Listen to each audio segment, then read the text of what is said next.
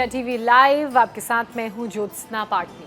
और आज हम बात करने वाले हैं अर्थराइटिस की, यानी कि गठिया का रोग। गठिया का रोग कैसे होता है, क्यों होता है, कितने प्रकार का गठिया का रोग होता है और अर्थराइटिस को कैसे ठीक किया जा सकता है, और सबसे बड़ी बात, जिसको अर्थराइटिस हो गया है वो कौन कौन सी एक्सरसाइजेस करें, उन एक्सरसाइजेस की फ्रीक्वेंसी कितनी होनी चाहिए, उन एक्सरसाइजेस का प्रेशर कितना होना चाहिए आपकी बॉडी पर, पैटर्न क्या होना चाहिए, और कौन सी ऐसी चीज़ें हैं जिनको खाने से आप बचें, और कौन सी ऐसी हेल्दी चीज़ें हैं आपको अपनी डाइट में जिन्हें शामिल करना चाहिए। आज इस होलिस्टिक अप्रोच को देखते हुए हम अर्थराइटिस की परेशानी से अपने आप को कैसे बचाएं, उस पर बात करेंगे। तो सबसे पहले तो अर्थराइटिस है क्या, गठिया का रोग है क्या। बहुत सारे लोगों ने इस बीमारी का नाम सुना ज़रूर होगा, लेकिन उनको पता नहीं होगा कि दरअसल ये बीमारी क्या है। अर्थराइटिस मीन्स जो भी आपके जॉइंट्स होते हैं, चाहे वो आपका एल्बो जॉइंट हो, चाहे वो आपका रिस्ट जॉइंट हो, चाहे वो आपका नी जॉइंट हो, एंकल जॉइंट हो, इन जॉइंट्स में जब इन्फ्लेमेशन हो जाता है तो वो अर्थराइटिस की प्रॉब्लम कहलाती है। अब ये इन्फ्लेमेशन कैसे होता है, क्यों होता है, और इस इन्फ्लेमेशन से कैसे बचा जाए, उसके बारे में हम बात करेंगे। लेकिन उससे पहले ये जान लेते हैं कि कितनी तरह के अर्थराइटिस होते हैं। देखिए, अर्थराइटिस के काइंड्स और टाइप्स तो बहुत होते हैं, लेकिन हम प्रोमिनेंटली आज दो टाइप्स के बारे में बात करेंगे, ऑस्टियोआर्थराइटिस और रेमेटॉइड अर्थराइटिस।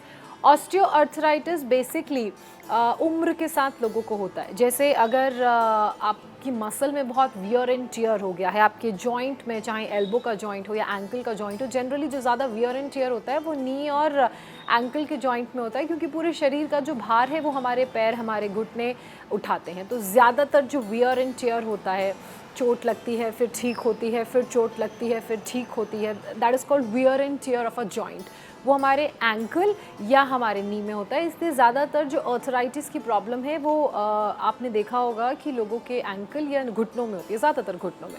तो अब ये एक पहला रीज़न तो ये है कि ऑस्टियोआर्थराइटिस की मैं बात कर रही हूँ कि मसल का बहुत ज़्यादा वियर एंड टियर हो जाता है, या फिर अगर आपकी जो मसल है वो जॉइंट के आसपास वीक हो गई है, आपकी लूज़ मसल्स है, जो उसकी वो सैक होने लग गई है, उससे जॉइंट को मसल का प्रोटेक्टिव लेयर बेस नहीं मिल रहा है, उस कारण भी अर्थराइटिस होता है। और बहुत से कारण हैं, जैसे कि अगर आप अपनी बॉडी को ज़्यादा इस्तेमाल कर लें, या आप अपने जॉइंट्स को ज़्यादा इस्तेमाल कर लें, या आपको कोई इंजरी हो जाती है, उस कारण भी अर्थराइटिस होता है। साथ ही अब रेमेटॉइड अर्थराइटिस की बात करें तो ये एक ऑटो इम्यून डिजीज़ है, एज इन कि जैसे ऑस्टियोआर्थराइटिस मसल्स जॉइंट्स की इंजरी या फिर वीक मसल्स या फिर एक्सेसिव यूज़ ऑफ जॉइंट्स की वजह से होता है, वैसे ही rheumatoid arthritis auto immune diseases की वजह से होता है। अब ये कैसे, ये बीमारी कैसे होती है, रेमेटॉइड अर्थराइटिस के बारे में थोड़ा और इन डिटेल में हम समझते हैं, बात करते हैं। देखिए, जो हमारे शरीर में ऑटो इम्यून डिसऑर्डर होता है वो किस लिए होता है, इस पर अभी रिसर्च जारी है कि कोई ये पता नहीं लगा पाया कि एग्जैक्ट कारण क्या है। लेकिन ये बात ज़रूर सामने आई है कि ये जेनेटिकली ट्रैवल करता है। जैसे जीन्स के थ्रू हम कैरी करते हैं, जैसे अगर मेरी फैमिली में किसी को है तो मैं उनसे जेनेटिकली इसे कैरी करती हूँ, या फिर आपकी फैमिली में किसी को है तो आप उनसे जेनेटिकली कैरी करते हैं। तो ये ऑटो इम्यून डिजीज़ेस का जो एक सबसे बड़ा सोर्स है वो ये है। इसके अलावा और कौन कौन से सोर्सेज हैं उनके बारे में रिसर्च की जा रही है। अब rheumatoid arthritis auto immune disease के थ्रू कैसे होता है वो समझना बड़ा, ये कैसे होता है ये समझना बहुत इम्पॉर्टेंट है और बहुत इंटरेस्टिंग भी है। इंटरेस्टिंग इसलिए क्योंकि अगर आपको बीमारियां कैसे होती हैं वो प्रोसेस पूरा पता चलेगा, वो जड़ पता चलेगी, तो आप उनका ट्रीटमेंट बहुत अच्छे से कर पाएंगे। ट्रीटमेंट एज इन की जो एक्सरसाइजेज आप खुद घर पर कर सकते हैं, जो खाने का परहेज़ आप घर पर कर सकते हैं, जिनसे इन्फ्लेमेशन को कंट्रोल किया जा सके, बीमारियों को कंट्रोल किया जा सके। अगर क्योर ना हो तो कंट्रोल तो हम कर ही सकते हैं। तो देखिए, ऑटो इम्यून जो डिसऑर्डर्स हमारे शरीर में होते हैं उसमें जो हमारा शरीर जो है वो ऐसे इम्यून्स को रिलीज़ करता है जो हमारे बॉडी के टिश्यू को इफ़ेक्ट करते हैं। और जब हमारे बॉडी का टिश्यू इफ़ेक्टेड होता है तो हमारे जॉइंट में इन्फ्लेमेशन होना शुरू होता है, और जब हमारे जॉइंट में इन्फ्लेमेशन होता है तो जो हमारे बोन्स को, जो हमारे मसल्स को, और जो हमारी टेंडर बोन्स हमारे नीज़ में होती हैं, उनमें जो ल्यूब्रिकेट प्रोवाइड करता है वो उस ल्यूब्रिकेशन जो प्रोवाइड करता है, जो एक लिक्विड होता है, जैसे नी में एक लिक्विड होता है, वो उसको ख़त्म करना शुरू करता है। और जैसे जैसे वो लिक्विड हमारे शरीर से, ख़ासकर हमारे जॉइंट से, क्योंकि जॉइंट में लिक्विड होता है जो हमारी मोबिलिटी और हमारे मूवमेंट के लिए रिस्पॉन्सिबल होता है जॉइंट्स के, तो जब वो लिक्विड ख़त्म होना शुरू होता है इन्फ्लेमेशन की वजह से, और वो इन्फ्लेमेशन जो हमारे शरीर से जो ऑटो इम्यून डिजीज़ेस के कारण जो जो मैसेज जाता है, जो हमारे टिश्यूज़ को वीकन करता है, उससे होता है। तो बेसिकली जब ये ल्यूब्रिकेशन का प्रोसेस धीमा होता है, जब वो लिक्विड ख़त्म होना शुरू हो जाता है, तो भी जॉइंट्स में प्रॉब्लम शुरू होती है। तो ये है पूरा साइंस, ये है पूरा एक्सप्लेनेशन कि कैसे ये परेशानी होती है। अब ये जानना बहुत ज़रूरी है कि हम क्या करें, कौन कौन सी एक्सरसाइजेस करें जिनको रेगुलरली करने से हम अपने जॉइंट्स को 1 हेल्दी रख सकें, अगर किसी को इस तरह की प्रॉब्लम नहीं है। 2, अगर किसी के फैमिली ट्री में या जेनेटिकली किसी को ऐसी प्रॉब्लम है तो वो आगे वाली जनरेशन में पास ऑन ना हो।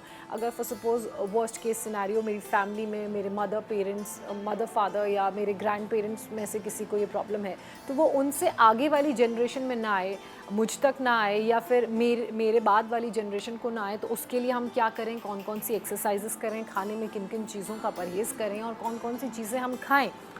और अगर किसी को ये प्रॉब्लम है आर्थराइटिस की, तो वो कौन कौन सी एक्सरसाइजेस करें और वो अपनी डाइट में किन चीज़ों को शामिल करें जिससे इस पेन को कंट्रोल किया जा सके और धीरे धीरे उसे क्योर किया जा सके।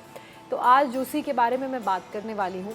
तो सबसे पहले जो एक्सरसाइजेस हम सभी ने करनी है वो है basic warm up. Basic warm up इसलिए क्योंकि जब हम सो के उठते हैं, ख़ासकर वो लोग जिनको आर्थराइटिस की प्रॉब्लम है, तो वो अपने शरीर में, ख़ासकर अपने जॉइंट्स में बहुत स्टिफनेस महसूस करते हैं, मूवमेंट रिस्ट्रिक्ट हो जाता है। जैसे मेरा ये रिस्ट का मूवमेंट पूरा 360 डिग्री है, लेकिन अगर किसी को रिस्ट में या बॉडी के किसी और पार्ट में आर्थराइटिस की प्रॉब्लम है तो उसका ये मूवमेंट भी रिस्ट्रिक्ट हो जाता है। और ये जो मूवमेंट की इंटेंसिटी है, देखिए मैं कितना क्विकली अपने रिस्ट को घुमा रही हूँ, वो इंटेंसिटी भी स्लो हो जाती है। तो इसका मतलब रिस्ट के जॉइंट में इन्फ्लेमेशन है, इसलिए मूवमेंट रिस्ट्रिक्ट हो गया। कई बार आप स्वेलिंग देखते हैं, चाहे वो घुटनों में हो या किसी और जॉइंट में हो, तो वो स्वेलिंग भी एक सिम्टम है आर्थराइटिस का। कई बार if you are not feeling well, आपको हल्का हल्का बुखार है, तो आप डॉक्टर को दिखाइए, हो सकता है कि वो भी एक आर्थराइटिस का सिम्टम हो। इसके अलावा अगर आपको थकान महसूस होती है, तो ये भी रेमेटॉइड आर्थराइटिस का सिम्टम हो सकता है। अगर आपको बहुत फ्लेयर मतलब आपको बहुत जलन अपनी जॉइंट्स में महसूस हो रही है, चाहे वो रिब केज का जॉइंट क्यों ना हो, नी का जॉइंट क्यों ना हो, और जब ये एग्रीवेट हो जाता है और एडवांस स्टेज में चला जाता है, तो यहाँ तक ये जो आपके चीक जॉइंट्स हैं, ये जो चीक बोन्स हैं, इनमें भी पेन होना शुरू होता है।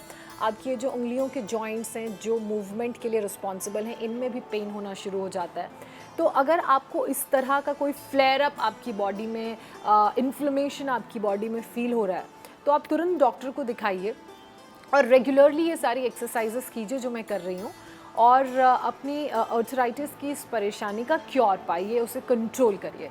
तो सबसे पहली एक्सरसाइजेस जो आपने करनी है वो है बेसिक मूवमेंट, क्योंकि बहुत से ऐसे लोग हैं जिनको आर्थराइटिस की प्रॉब्लम है और वो बेड से उठ नहीं पाते हैं, उनको थोड़ा वक्त लगता है क्योंकि शरीर इतना स्टिफ हो जाता है, मूवमेंट इतनी रिस्ट्रिक्ट हो जाती है, उठने में, बैठने में, घुटने सीधे करने में, खड़े होने में वक्त लगता है।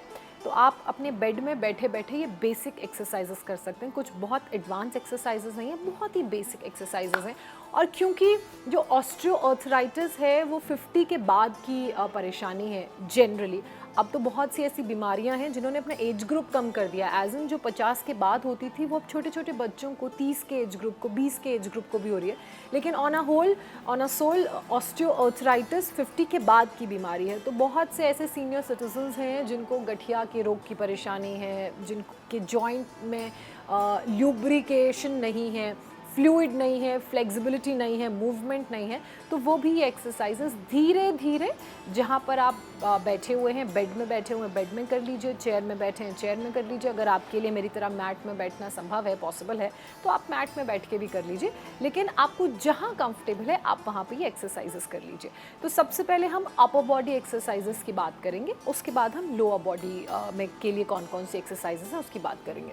तो सबसे पहले आप अपने दोनों हाथों को, अगर आपके लिए पॉसिबल हो तो ऐसे सामने खोल लीजिए और फिर आपने फिस्ट बनाना है और ओपन करना है, फिस्ट बनाना है, ओपन करना है। तो आप कोशिश करिए कि कम से कम 10 राउंड एक सेट में करिए और इसके 3 सेट करिए धीरे धीरे, आराम आराम से ब्रेक लेके, ऐसे नॉर्मल आपकी ब्रेथ रहेगी और हाथों का मूवमेंट ऐसे होगा। आपने पहले मुट्ठी खोलनी है, फिर मुट्ठी बनानी है, फिर आपने फिस्ट खोलनी है, फिर फिस्ट बनानी है। तो ये आपकी फिंगर जॉइंट्स और आपकी रिस्ट जॉइंट के लिए बहुत अच्छी है।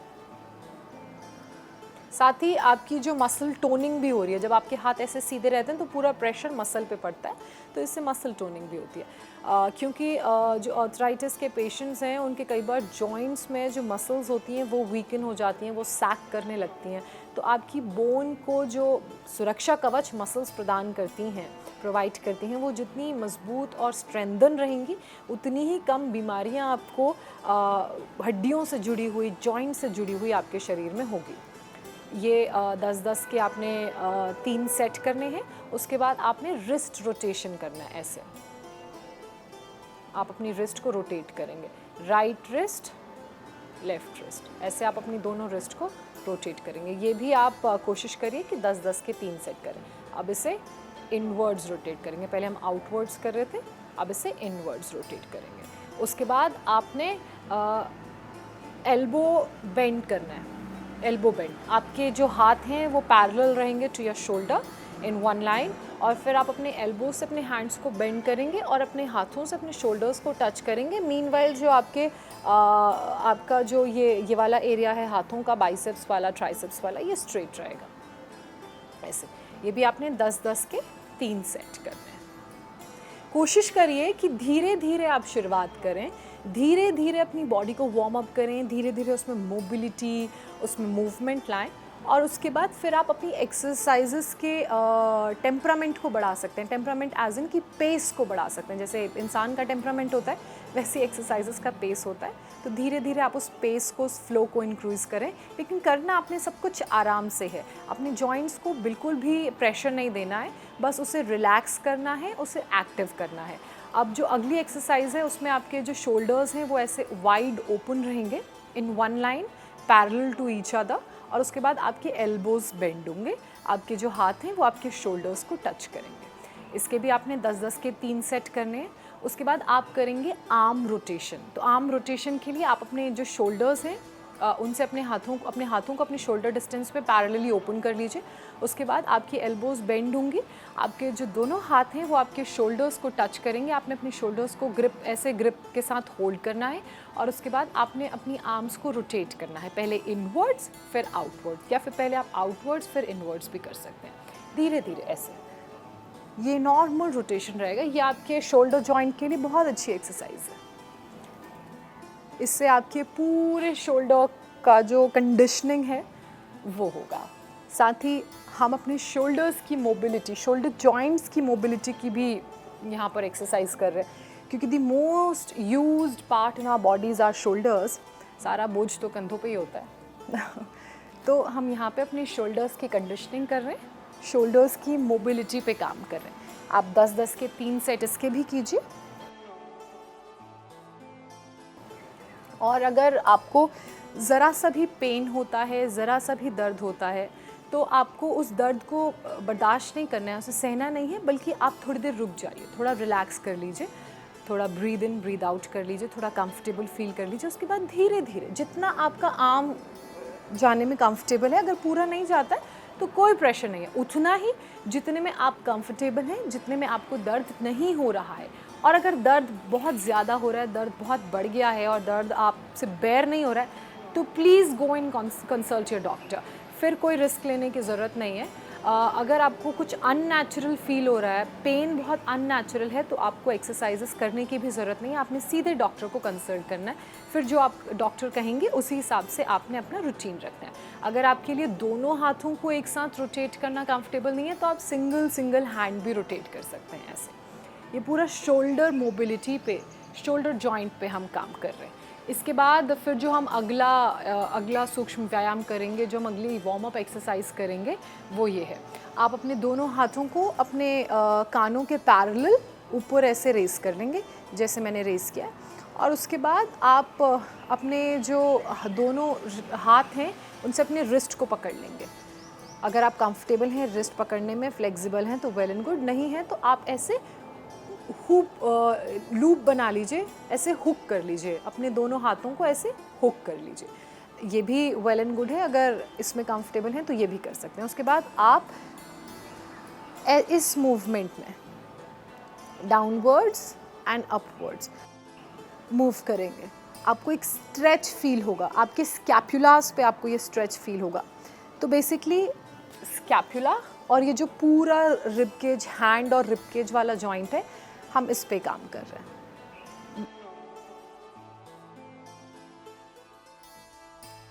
मोबिलिटी बेटर करने की कोशिश है, मूवमेंट बढ़ाने की कोशिश है, और जो रेंज है आर्म्स की मूवमेंट की, उस पर हम यहाँ पर काम कर रहे हैं। ये भी आप 10-10 के 3 सेट करिए। कंफर्टेबल नहीं है तो आप 5-5 के 2 सेट या 5-5 के 3 सेट धीरे धीरे आराम से उतना ही मूव करिए जितने में आपको पेन नहीं हो रहा है। अगर मेरी तो रेंज ज़्यादा है क्योंकि I do this every day. अगर आपकी रेंज कम है, अगर इतनी ही रेंज है तो इतना ही कीजिए, लेकिन कीजिए, कंसिस्टेंटली कीजिए, धीरे धीरे यू विल फील बेटर। तो जब आप ये अगर 5-5 के 3 सेट या 10-10 के भी 3 सेट कर लेंगे तो आपको आपकी अपर बॉडी के जितने जॉइंट्स हैं, आपकी फिंगर जॉइंट, आपके रिस्ट जॉइंट, आपका ये एल्बो जॉइंट, आपका शोल्डर जॉइंट, आपका रिब जॉइंट, आपको यहाँ पे मूवमेंट फील होगा। You will feel better, you will feel all these joints are warmed up. तो जब अपर बॉडी वार्म अप हो जाएगी, फिर हम लोअर बॉडी की तरफ जाएंगे। अब लोअर बॉडी को वार्म अप करने के लिए, लोअर बॉडी की मोबिलिटी के लिए और लोअर बॉडी में जो दिक्कतें हमें हो रही हैं उनको दूर करने के लिए कौन कौन से वार्म अप एक्सरसाइजेस करने हैं, अब उसकी बात करते हैं। तो उसके लिए तो सबसे पहले आप अपने दोनों पैरों को अपने सामने ऐसे फैला के बैठ जाइए। आपके जो दोनों पैर हैं वो they will be touching each other, और आप ऐसे स्ट्रेट बैठ जाइए। अगर आप ऐसे स्ट्रेट बैठने में कंफर्टेबल हैं, वेल एंड गुड। अगर आपको ऐसा लगता है कि आप स्ट्रेट बैठने में कंफर्टेबल नहीं हैं, यू रिक्वायर सम सपोर्ट, तो आप अपने दोनों हाथों का, दोनों पंजों का सपोर्ट ले सकते हैं। अपने हाथों को ऐसे आप पीछे प्लेस करिए और ऐसे आप धीरे धीरे मूवमेंट करिए। पहले आपने सबसे पहले अपने एंकल जॉइंट्स पे काम करना है। एंकल जॉइंट्स को ऐसे रोटेट कीजिए क्लॉकवाइज, फिर उसे रोटेट कीजिए एंटी क्लॉकवाइज। 10-10 के 3 सेट अगर आप कंफर्टेबल हैं। अगर आपको लग रहा है कि अब आपके लिए बहुत ज़्यादा है तो आप 5-5 के भी 3 सेट कर सकते हैं। ऐसे बहुत ही ईजी, बहुत नॉर्मल मूवमेंट रहेगा। और अगर आपको बैक की कोई प्रॉब्लम नहीं है तो कोशिश करिए कि जब आप अपने हाथों का सहारा लेकर ऐसे फ्लोर पर बैठे हों तो आपकी बैक स्ट्रेट रहे। अगर आपको कोई प्रॉब्लम नहीं है तो कोशिश करिए बैक आपकी स्ट्रेट रहे ऐसे। उसके बाद जो अगला मूवमेंट है वो ये होगा फ्रंट एंड बैक।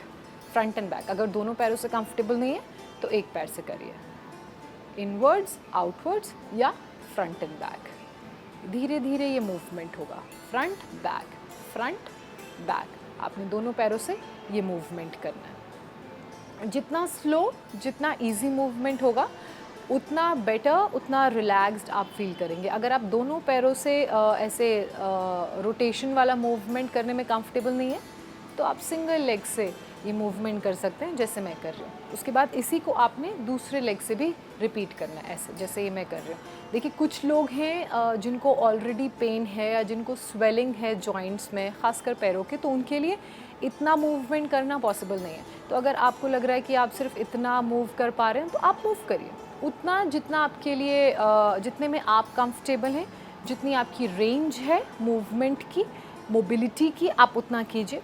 धीरे धीरे धीरे जब आप रेगुलरली करेंगे तो आपकी ये वाली जो रेंज है ये इंक्रीज़ होकर यहाँ तक आएगी। फिर आप पूरा ऐसे 360 डिग्री मूव कर पाएंगे। Front end back, back and front, ये हमने ऑल्टरनेट किया, ये आप टुगेदर भी कर सकते हैं। Alternate together. तो ये एंकल जॉइंट्स के लिए। उसके बाद अब नी जॉइंट्स के लिए अगर आप कंफर्टेबल हैं तो अपने पैरों को आप ऐसे मोड़िए। आपका जो राइट फुट है वो आपके लेफ़्ट थाई के ऊपर प्लेस्ड रहेगा। जितना आपका रेंज है, जितना आपका मूवमेंट है, उस हिसाब से। अगर आपके लिए यहाँ पर पैर रखना कंफर्टेबल नहीं है, अब यहाँ रख लीजिए। यहाँ कंफर्टेबल नहीं, यहाँ रख लीजिए। आपके लिए जहाँ पर कंफर्टेबल है आप वहाँ पर रख लीजिए। तो ये अब आप ऐसे अपने जॉइंट को मोड़ेंगे तो ये आपके नी के लिए काम करेगा, नी की मोबिलिटी और नी की रेंज पर काम करेगा। घुटने की सबसे ज़्यादा जो आर्थराइटिस की प्रॉब्लम है वो यहीं पर होती है। ऐसे धीरे धीरे 5-5 के 3 सेट कर लीजिए या 10-10 के 3 सेट कर लीजिए। सेम मूवमेंट आपका left hand side, left leg से भी रहेगा। ऐसे धीरे धीरे। अगर आपके लिए इतना मूव कर पाना पॉसिबल नहीं है तो आप इतना कर लीजिए। ऐसे थोड़ा सा मूवमेंट, जितना आपके लिए कंफर्टेबल हो। अगर इनिशियली नहीं हो रहा है तो just remember one thing, you don't have to push yourself. बहुत ज़्यादा पुश करने की ज़रूरत नहीं है। You just have to be consistent. थोड़ा थोड़ा रोज़ करिए, उतना जितना आपकी बॉडी अलाउ करे, और धीरे धीरे ये थोड़ा थोड़ा जो यहाँ तक पहुँच रहा है फिर वो यहाँ तक भी आएगा।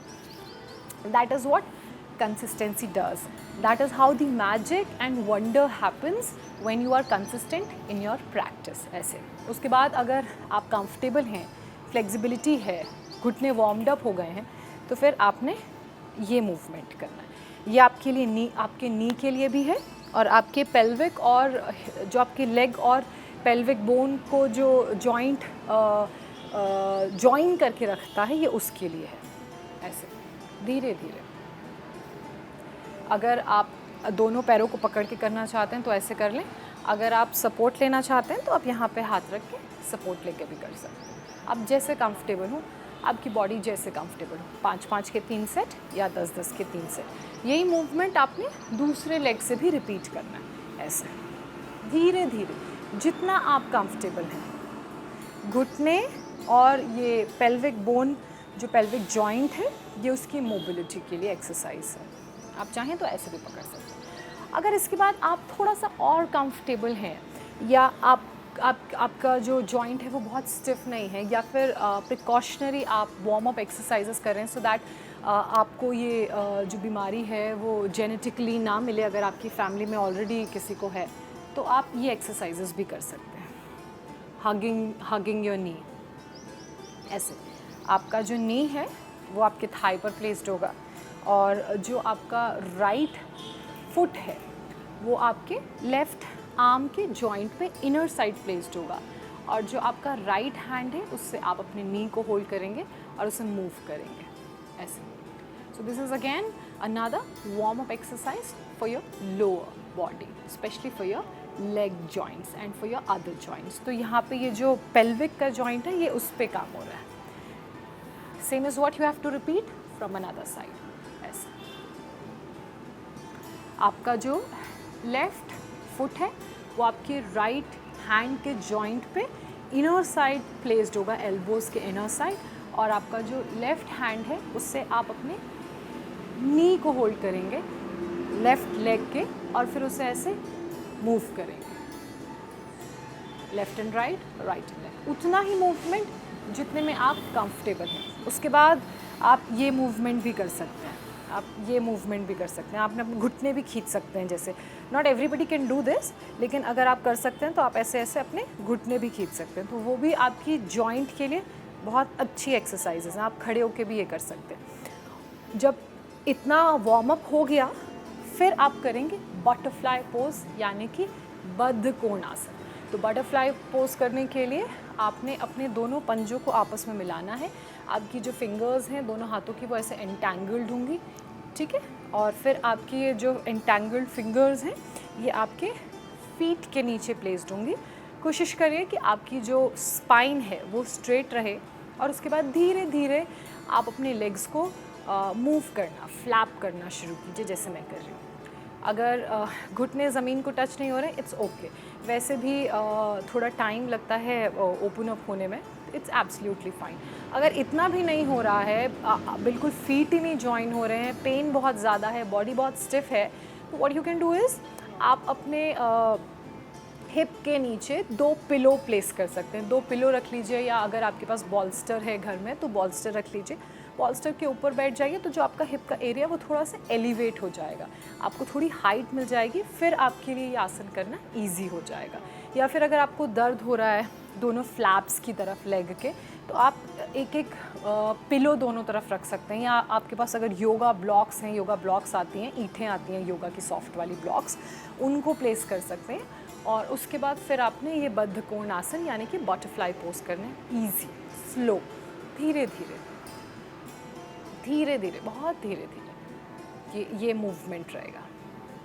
जब आप बद्ध कोण आसन कर लें तो कोशिश करें कि धीरे धीरे आप अपनी स्पाइन को स्ट्रेट रखते हुए आगे की तरफ बेंड करें, उतना ही जितने में आप कंफर्टेबल हैं। आपने अपनी बॉडी को रश नहीं करना है, पुश नहीं करना है, फोर्स नहीं करना है। आपने you have to feel your body. जितना मूवमेंट, जितनी मोबिलिटी आपकी बॉडी आपको अलाउ कर रही है, सिर्फ उतना ही, उससे बिल्कुल भी ज़्यादा रश नहीं करना है। क्योंकि अगर आप एक्सरसाइज के प्रोसेस को रश करेंगे, you will do nothing but get your self injured. आप इंजर्ड हो जाएंगे। अब एक दिन में आप हैंड स्टैंड करना या एक दिन में आप हेड स्टैंड करना नहीं सीख सकते। So that is a continuous process. Same is with flexibility, same is with strength. ऐसे धीरे धीरे आगे की तरफ आप बेंड करेंगे, बेंड नहीं करेंगे, आगे की तरफ झुकने की कोशिश करेंगे। एंड मेक श्योर जब आप ऐसे आगे की तरफ झुक रहे हो तो आपकी जो स्पाइन है, जो रीढ़ की हड्डी है, वो बिल्कुल स्ट्रेट रहे, उसमें कोई कर्व ना। जितनी स्ट्रेट उतना डीपर और उतना प्रेशर आप फील करेंगे। लेकिन याद रहे कि ओवर कुछ नहीं करना है, उतना ही जितने में आप कंफर्टेबल हैं। फिर आप ऊपर आ जाइए, इसे 3 से 5 राउंड करिए, ऐसे धीरे धीरे 3 से 5 बार, धीरे धीरे आराम से, बहुत ही आराम से, बहुत ही कंफर्टेबली।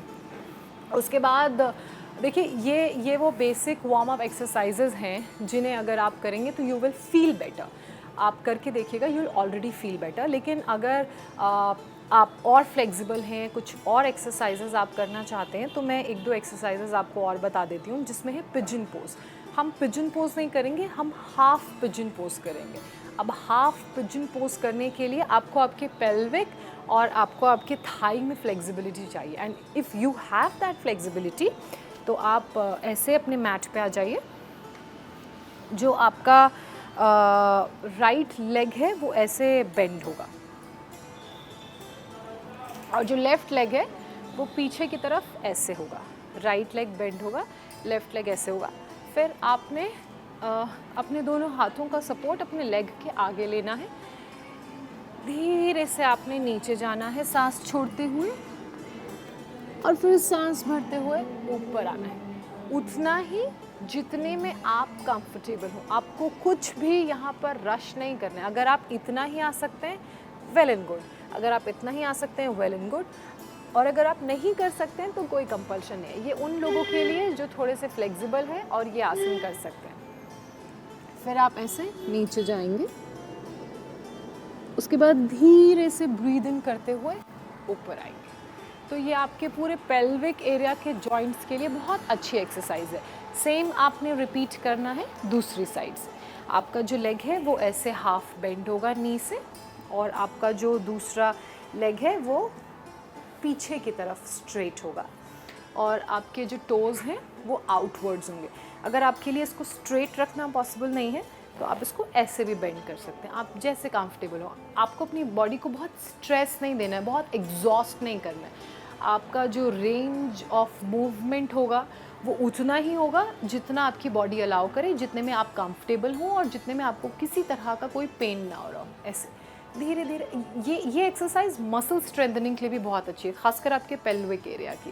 तो धीरे धीरे आपने नीचे जाना है, जैसे मैं जा रही हूँ। उसके बाद ब्रीद इन करते हुए आपने ऊपर आना है।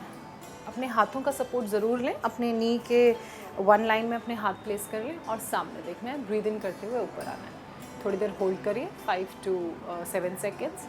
उसके बाद वापस आप नीचे जाइए ब्रीद आउट करते हुए। यहाँ पे भी आप होल्ड कर सकते हैं 3 to 5 सेकेंड्स। उसके बाद ब्रीद इन करते हुए ऊपर आइए। तो ये जो एक्सरसाइजेज हैं ये आपके जो पेल्विक के जॉइंट्स हैं और पेल्विक में मसल ओपनिंग और मसल स्ट्रेंथनिंग के लिए बहुत अच्छी एक्सरसाइजेज हैं। अगर आप कंफर्टेबल हैं, आप फ्लेक्सिबल हैं, मैं फिर कह रही हूँ इन एक्सरसाइजेस को तभी करें। और बाकी जो मैंने आपको बेसिक वार्म अप एक्सरसाइजेस बताई हैं उन्हें आप तभी कीजिए जब आप किसी तरह का पेन अपनी बॉडी में फ़ील नहीं कर रहे हैं। अगर आपको ऐसा लग रहा है कि आपको पिंचिंग पेन है या बहुत ज़्यादा पेन है या अनबेरेबल पेन है, तो आप तुरंत डॉक्टर से अपॉइंटमेंट लीजिए और उनको अपनी प्रॉब्लम के बारे में बताइए। ये तो हुई एक्सरसाइजेस। अब एक और बहुत इम्पॉर्टेंट एस्पेक्ट के बारे में बात कर लेते हैं, वो है इन्फ्लेमेशन। जब भी हमें इन्फ्लेमेशन होता है हमारे जॉइंट्स पे, तो समझ लीजिए कि ये एक इशारा है कि आपको कोई ना कोई प्रॉब्लम है। लेकिन एक्सरसाइजेस से, दवाइयों से उसे ठीक तो किया जा सकता है या कंट्रोल तो किया जा सकता है, लेकिन हम अपने डाइट में कौन कौन से चेंजेस करें जिनसे इन्फ्लेमेशन शरीर में हो ही ना, इस तरह का जो दर्द है, जो पेन है, वो हो ही ना। तो देखिए, सबसे पहले तो आपको पहचानना पड़ेगा कि कौन कौन सी ऐसी खाने की चीज़ें हैं जिनको आप जब भी कंज्यूम करते हैं तो आपकी बॉडी में इन्फ्लेमेशन होता है, आपके जॉइंट्स में इन्फ्लेमेशन होता है, आपको पेन होना शुरू होता है। तो कुछ फूड्स जो कुछ फूड है वो मैं आपको बता देती हूँ। बाकी आपको अपना ईटिंग पैटर्न ऑब्जर्व करना होगा। आपको ये ऑब्जर्व करना होगा कि आप क्या खा रहे हैं तो आपको पेन हो रहा है, आप क्या खा रहे हैं तो आपको you feel relaxed, you feel relieved. तो देखिए, पीनट्स इन्फ्लेमेशन शरीर में बढ़ाते हैं, तो आपने मूंगफलियाँ, खासकर वो भुनी हुई मूंगफलियाँ नहीं खानी है। अगर आपको पीनट बहुत पसंद भी है तो उन्हें सोख करके खाइए, जैसे हम चने सोख करके खाते हैं, मूंग की दाल सोख करके खाते हैं भिगा के। तो आप पीनट्स को ओवरनाइट सोख कर दीजिए, पानी में भिगा दीजिए, वो खाइए, उससे इन्फ्लेमेशन कम होता है। इसके अलावा जो भी जंक फूड है, जंक यानी कि बाहर का खाना, जो हम पिज़्ज़ा, बर्गर, मोमोज़ खाते हैं, इससे इन्फ्लेमेशन बहुत बढ़ता है। इसके अलावा स्पाइसी और ऑयली खाना खाने से भी इन्फ्लेमेशन बढ़ता है। जॉइंट्स में इन्फ्लेमेशन बढ़ने की वजह से फिर पेन भी होता है अगर आप आर्थराइटिस के पेशेंट्स हैं। इसके अलावा इन्फ्लेमेशन बढ़ने का जो एक और रीज़न है वो सारे शुगर आइटम्स हैं जो हम बाहर से ख़रीदते हैं, जिनमें कंसंट्रेटेड शुगर होता है। तो जैसे अगर आप कोल्ड ड्रिंक पीते हैं या फिर बाहर से लिया हुआ जूस पीते हैं, क्योंकि इनमें कंसंट्रेटेड शुगर होता है, तो ये भी इन्फ्लेमेशन को बढ़ाते हैं। अल्कोहल इन्फ्लेमेशन को बढ़ाता है। सिगरेट का कंजम्पशन इन्फ्लेमेशन को बढ़ाता है, बिकॉज अल्कोहल में भी शुगर का कंटेंट बहुत ज़्यादा होता है। बाकी और जो नशे वाले कंटेंट को छोड़ दें, अगर शुगर का कंटेंट भी इसमें बहुत ज़्यादा होता है, तो इसलिए ये वो सारी चीज़ें हैं जिनका कंजम्पशन आपको नहीं करना है। इसके अलावा डेयरी प्रोडक्ट्स, अगर आपको जॉइंट पेन है तो आप डेयरी प्रोडक्ट्स को थोड़ा सा अवॉइड करें, क्योंकि डेयरी प्रोडक्ट से भी इन्फ्लेमेशन बढ़ता है। साथ ही कुछ और ऐसे खाने में चीज़ें हैं जिससे इन्फ्लेमेशन बढ़ रहा है, तो वो आपको आइडेंटिफाई करनी पड़ेंगी कि और कौन कौन सी चीज़ें हैं जिनको हम कंज्यूम करेंगे तो इन्फ्लेमेशन बढ़ेगा। एक और चीज़ जो मुझे याद आई, अगर आप मीट का कंजम्पशन ज़्यादा करते हैं तो उससे भी शरीर में, जॉइंट्स में और जो इफ़ेक्टेड या सेंसिटिव एरियाज़ हैं वहाँ पर इन्फ्लेमेशन बढ़ता है। अब क्या खाएं? कुछ चीज़ें मैं आपको बता देती हूँ, कुछ चीज़ें आप खाते खाते या प्रैक्टिस करते करते आइडेंटिफाई करिएगा। हर बॉडी के लिए अलग अलग तरीके से चीज़ें और खाने की चीज़ें और सिस्टम और एक्सरसाइजेस काम करती हैं। देखिए, नट्स बहुत अच्छे हैं जो आपके इन्फ्लेमेशन को कंट्रोल करते हैं। इसके अलावा सीड्स जो आती हैं, sunflower seeds, pumpkin seeds, chia seeds, BECIL seeds, ये इन्फ्लेमेशन को कंट्रोल करने के लिए बहुत अच्छी हैं। साथ ही कोकोनट वाटर इन्फ्लेमेशन को कंट्रोल करने के लिए बहुत अच्छा है। इसके अलावा आप घर का बना हुआ नॉर्मल खाना खाइए, वो इन्फ्लेमेशन को कंट्रोल करने के लिए बहुत अच्छा है। वीट का कंजम्पशन थोड़ा कम कर दीजिए, उससे इन्फ्लेमेशन कंट्रोल रहता है। तो ये वो सारी चीज़ें हैं ये वो सारी चेंजेस हैं, स्मॉल चेंजेस, जिनको अगर आप अपनी ईटिंग हैबिट्स में करेंगे तो इन्फ्लेमेशन भी कम होगा, पेन भी कम होगा। और एक और जो बहुत बड़ा और नेचुरल सोर्स है, फ्री नेचुरल सोर्स है, जिसका आप कंजम्पशन करेंगे तो आपको जो जॉइंट्स पेन है वो कम होगा, मोबिलिटी का जो इशू है वो बेटर होगा, जो रेंज और मूवमेंट कम हो गई है वो बढ़ेगी, वो है सनलाइट, धूप, vitamin D. Very good for our inflammation, और वेरी गुड एज इन कि इन्फ्लेमेशन को क्योर करने में बहुत अच्छा है।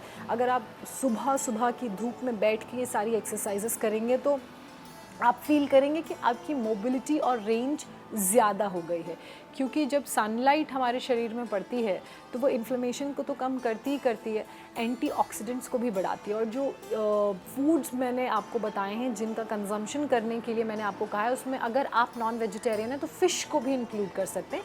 फ़िश भी इन्फ्लेमेशन को कंट्रोल करता है और एंटीऑक्सीडेंट को हमारे शरीर में बढ़ाता है, जो इन्फ्लेमेशन से हमें बचाते हैं। सनलाइट का तो फ्री जो सोर्स है सूरज से जो हमें सनलाइट मिल रही है वो तो हम सब ने लेनी है। कोशिश करें कि सुबह सुबह का सूरज, सुबह सुबह की सनलाइट आप लें, सुबह सुबह सनलाइट में बैठ के आपकी सारी एक्सरसाइजेस करें। सुबह पॉसिबल ना हो तो शाम की जो धूप है उसमें बैठ के आप ये सारी एक्सरसाइजेस करें। शाम का सन जो है वो ज़रूर लें, लेकिन दिन में आधे से 45 मिनट, आधे घंटे से 45 मिनट सनलाइट में बैठना बहुत ज़रूरी है हम सभी को, ताकि जो हमारा विटामिन डी है वो बॉडी में प्रॉपर रहे। विटामिन डी की वजह से कमी से जो प्रॉब्लम्स होती हैं वो कंट्रोल में रहें, इन्फ्लेमेशन कंट्रोल में रहे, और जो शरीर में सूजन हो गई है खासकर जॉइंट मसल्स के पास, वो सब ना हो। तो अर्थराइटिस से कैसे लड़ा जा सकता है, अर्थराइटिस का क्या क्योर है, कौन कौन सी बेसिक एक्सरसाइजेज आपने करनी है वो मैंने आपको बताया। इसके अलावा आप ब्रिस्क वॉक कर सकते हैं, स्लो जॉगिंग कर सकते हैं, आप स्विमिंग कर सकते हैं, एरोबिक्स कर सकते हैं। ये वो सारी वार्म अप से ऊपर उठ के जो लिटिल हाई इंटेंसिटी वर्कआउट्स हैं वो कर सकते हैं। अगर आप इफ़ यू यंग, आप अंडर 50 के ब्रैकेट में हैं, तो आप कोशिश करें कि हफ्ते में 2 बार स्ट्रेंथ ट्रेनिंग भी करें, वेट ट्रेनिंग भी करें। उससे बोन्स तो मजबूत होती हैं, साथ ही मसल्स जो हमारी बोन का सुरक्षा कवच है वो भी मजबूत होती हैं। और इस तरह की जो अर्थराइटिस, रेमेटॉइड अर्थराइटिस या ऑस्टियो अर्थराइटिस की प्रॉब्लम्स हैं, या फिर जो आगे बढ़कर एंकाइलूजिंग स्पॉन्डिलाइटिस बन जाती है और अगर ये बीमारी बढ़ जाए तो वो सब कंट्रोल में रहते हैं। आज के हमारे इस स्पेशल वीडियो में इतना ही। अब आपसे मुलाकात होगी नेक्स्ट वीडियो में, तब तक आप देखते रहिए इंडिया टीवी लाइव। नमस्ते।